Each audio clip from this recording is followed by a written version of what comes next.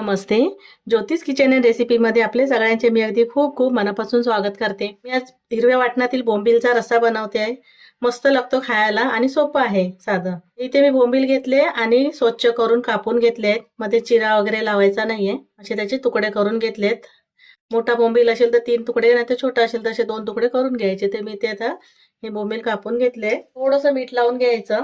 पाव चमचा एवढं मीठ टाकलं. आलं लसूण पेस्ट थोडीशी टाकली, जास्त नाही टाकली.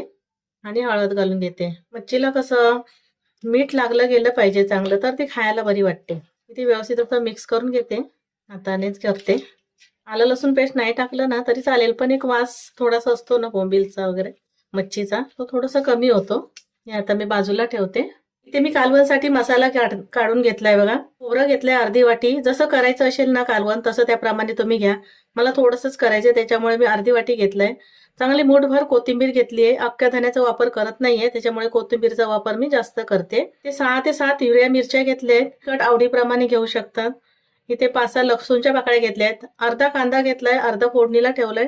थोडासा आल्याचा तुकडा घेतलाय, नाही घातला तरीही चालेल. आणि टोमॅटो वगैरे तुम्हाला आवडत असेल तर घालू शकता. मी टोमॅटो वगैरे घालत नाहीये. आता हे मी सर्व मिक्सरला वाटून घेते. इथे मी मसाला वाटून घेतलाय. एकदम बारीक असं वाटून घ्यायचं. रंग मस्त आलाय ना कोथिंबीरचा. आता मी हे कालवण फोडणीला घालायला घेते. ते मी गॅसवर भांडं ठेवलंय, त्यामध्ये तेल घालून घ्यायचं. 1 चमचा एवढं तेल घातलंय. इथे तेल गरम झालंय, त्यामध्ये अर्धा कांदा चिरून घेतला, कापून घेतलाय आणि थोडासा कढीपत्ता फोडणीला घालून घेतला.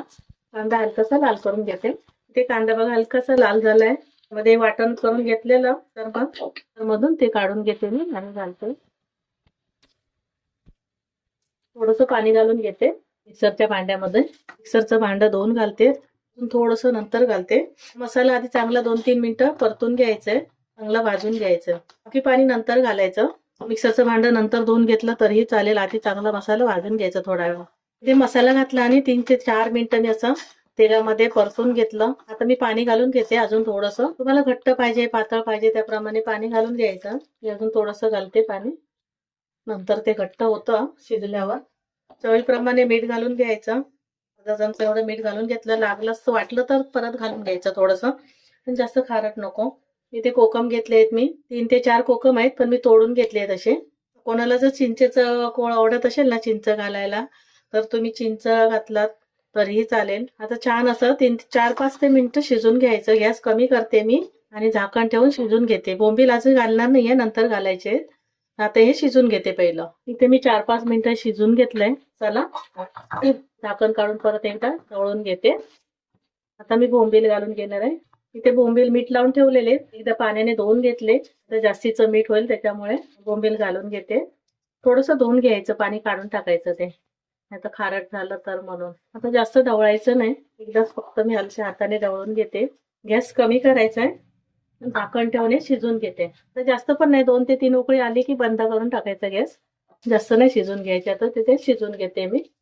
इथे बोंबील घातले आणि 2 ते 3 उकळी काढून घेतले. मस्त आपल्या इथे बोंबीलचा रस्सा कालवण तयार झालाय बघा. इथे आता मी गॅस बंद करून घेते. एकदम छान असं झटपट, जास्त पातळ पण नाही केले, थोडंसं घट्टसरच असं ठेवलंय कालवण. भाकरी सोबत किंवा भातासोबत दोन्ही सोबत आपण हे खाऊ शकतो, चपाती सोबत. आता हे मी एका भांड्यामध्ये काढून घेते. इथे बघा मस्त असा ओल्या वाटणातील बोंबीलचा रस्सा तयार झालाय, एकदम छान असा. तुम्हाला माझी रेसिपी आवडली असेल तर लाईक करा, शेअर करा, सबस्क्राईब करा. पुन्हा भेटू आपण अशाच एका नवीन व्हिडिओ सोबत. थँक्यू, धन्यवाद.